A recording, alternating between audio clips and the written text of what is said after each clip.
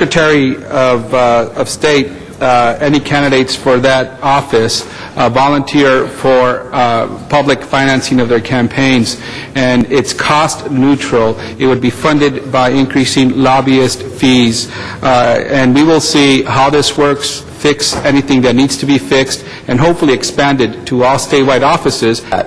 Let's not kid ourselves that we don't pay, and pay dearly, for campaigns that are not publicly funded.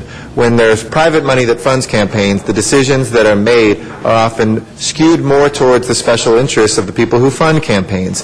I think it was well articulated. It's not, while there is such a thing as corrupt politicians, it's not that most politicians are corrupt. They're corrupted by that system. And until we change that system, we can't expect different outcomes to come when most of the voices are disproportionately being heard through the money. And it's the Supreme Court itself who said that your act of giving money is part of your free speech rights. Well, everybody gets one vote, and only one vote at the ballot box. But you can get a disproportionate further articulation of your views by buying that right now in the system. This would counterbalance that. Already in the city of Los Angeles to level the playing field through matching funds. But imagine if people could rely on their elected officials not to spend hours upon hours upon hours when they run for office raising money, but by virtue of the number of people who would sign a piece of paper in support of a candidate, then people would have equal amounts of money. So it would be the strength of their ideas, the strength of their records that would stand on equal ground in an election. I think that's what a democracy is about.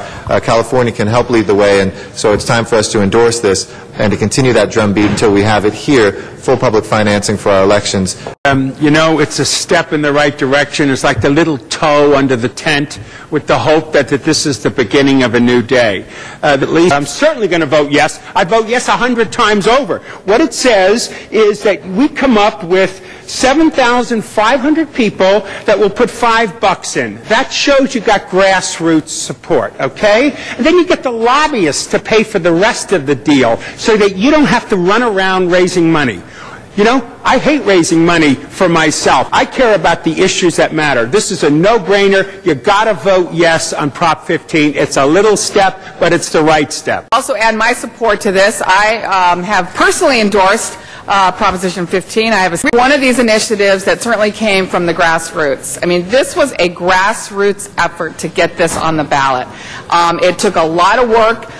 Thousands of volunteers spending thousands of hours up and down the state, first and foremost getting those signatures.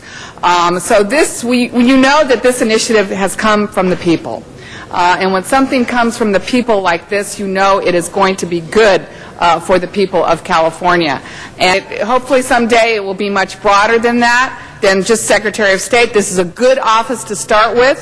Certainly we saw in Florida how the Secretary of State was responsible for swaying you know, some elections, one being the presidential election. So this is a good office to really take the politics out of it and bring it back to the ideas that matter.